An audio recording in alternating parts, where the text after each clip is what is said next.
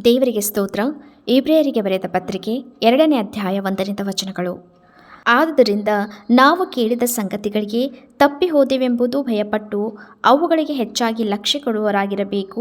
ಯಾಕಂದರೆ ದೇವದೂತರ ಮೂಲಕ ಹೇಳಲ್ಪಟ್ಟ ವಾಕ್ಯವು ಸ್ಥಿರವಾಗಿದ್ದು, ಅದನ್ನು ಮೀರಿ ಮಾಡಿದ ಪ್ರತಿಯೊಂದು ತಪ್ಪಿಗೂ ಆ ವಿಧೇಯತ್ವಕ್ಕೂ ನ್ಯಾಯವಾದ ಪ್ರತಿಫಲ ಉಂಟಾದ ಮೇಲೆ ನಮ್ಮ ಮುಂದಿಟ್ಟಿರುವ ಈ ಅತ್ಯಂತ ವಿಶೇಷ ರಕ್ಷಣೆಯನ್ನು ನಾವು ಅಲಕ್ಷ್ಯ ಮಾಡಿದರೆ ತಪ್ಪಿಸಿಕೊಳ್ಳುವುದೇ ಹೇಗೆ?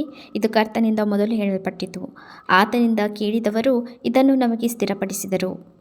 ಮತ್ತು ದೇವರು ಅವರ ಕೈಯಿಂದ ಸೂಚಕಾರ್ಯಗಳನ್ನು, ಅದ್ಭುತ ಕಾರ್ಯಗಳನ್ನು, ನಾನಾ ವಿಧವಾದ ಮಹತ್ಕಾರ್ಯಗಳನ್ನು ನಡೆಸಿ ಪವಿತ್ರಾತ್ಮ ವರಗಳನ್ನು ತನ್ನ ಚಿತ್ತಾನುಸಾರವಾಗಿ ಅವರಿಗೆ ಅನುಗ್ರಹಿಸಿ ಅವರ ಮಾತಿಗೆ ಸಾಕ್ಷಿ ಕೊಡುತ್ತಿದ್ದನು. ಏಸು ಸ್ವಲ್ಪ ಕಾಲ ದೇವದೂತರಿಗಿಂತ ಕಡಿಮೆಯಾದದಕ್ಕೆ ಕಾರಣ. ನಾವು ಪ್ರಸ್ತಾಪಿಸುವ ಮುಂದಾಣ ಸಾಮ್ರಾಜ್ಯವನ್ನು ಆತನು ದೇವದೂತರಿಗೆ ಅಧೀನ ಮಾಡಲಿಲ್ಲವಲ್ಲ. ಶಾಸ್ತ್ರದ ಒಂದು ಭಾಗದಲ್ಲಿ, ಮನುಷ್ಯನು ಎಷ್ಟು ಮಾತ್ರದವನು, ಅವನನ್ನು ನೀನು ಯಾಕೆ ನೆನೆಸಬೇಕು?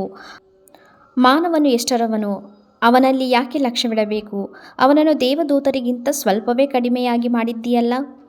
ಪ್ರಭಾವವನ್ನು, ಮಾನವನ್ನು ಅವನಿಗೆ ಕಿರೀಟವಾಗಿ ಇಟ್ಟು ಎಲ್ಲವನ್ನೂ ಅವನ ಪಾದಗಳ ಕೆಳಗೆ ಹಾಕಿ ಅವನಿಗೆ ಅಧೀನ ಮಾಡಿದ್ದೀಯಲ್ಲವೇ ಎಂದು ಸ್ಪಷ್ಟವಾಗಿ ಹೇಳಿದನು. ಆತನು ಎಲ್ಲವನ್ನೂ ಮನುಷ್ಯನಿಗೆ ಅಧೀನ ಮಾಡಿದ್ದಾನೆಂಬುದರಲ್ಲಿ ಅವನಿಗೆ ಒಂದನ್ನಾದರೂ ಅಧೀನ ಮಾಡದೆ ಬಿಡಲಿಲ್ಲವೆಂದು ಹೇಳಿದ ಹಾಗಾಯಿತು. ಆದರೆ ಎಲ್ಲವೂ ಅವನಿಗೆ ಅಧೀನವಾಗಿರುವುದನ್ನು ನಾವು ಇನ್ನೂ ಕಾಣುವುದಿಲ್ಲ. ಆದರೂ ದೇವದೂತರಿಗಿಂತ ಸ್ವಲ್ಪ ಕಡಿಮೆಯಾಗಿ ಮಾಡಲ್ಪಟ್ಟ ಒಬ್ಬಾತನು, ಅಂದರೆ ಯೇಸುವು, ಪ್ರಭಾವವನ್ನು, ಮಾನವನ್ನು ಕಿರೀಟವಾಗಿ ಹೊಂದಿರುವುದನ್ನು ನಾವು ನೋಡುತ್ತೇವೆ. ಮೃತಪಟ್ಟದ್ದರಿಂದಲೇ ಮಾನ ಪ್ರಭಾವಗಳನ್ನು ಹೊಂದಿದನು. ಆತನು ದೇವರ ಕೃಪೆಯಿಂದ ಎಲ್ಲರಿಗೋಸ್ಕರ ಮರಣವನ್ನು ಅನುಭವಿಸಲೇಬೇಕಾಗಿತ್ತು.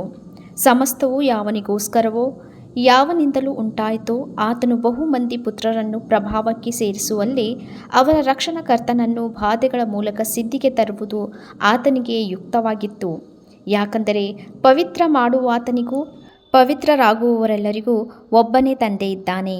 ಈ ಕಾರಣದಿಂದ ಪವಿತ್ರ ಮಾಡುವಾತನು ಪವಿತ್ರರಾಗುವವರನ್ನು ಸಹೋದರರೆನ್ನುವುದಕ್ಕೆ ನಾಚಿಕೆ ಪಡದೆ, ನಿನ್ನ ನಾಮ ಮಹಿಮೆಯನ್ನು ನನ್ನ ಸಹೋದರರಿಗೆ ತಿಳಿಸುವೆನು, ಸಭಾ ಮಧ್ಯದಲ್ಲಿ ನಿನಗೆ ಸ್ತುತಿ ಪದಗಳನ್ನು ಹಾಡುವೆನು ಎಂತಲೂ, ನಾನು ದೇವರ ಮೇಲೆ ಭರವಸವಿಟ್ಟವನಾಗಿರುವೆನು ಎಂತಲೂ, ಇಗೋ, ನಾನು ದೇವರು ನನಗೆ ದಯಪಾಲಿಸಿರುವ ಮಕ್ಕಳು ಇದ್ದೇವೆ ಎಂತಲೂ ಹೇಳುತ್ತಾನೆ.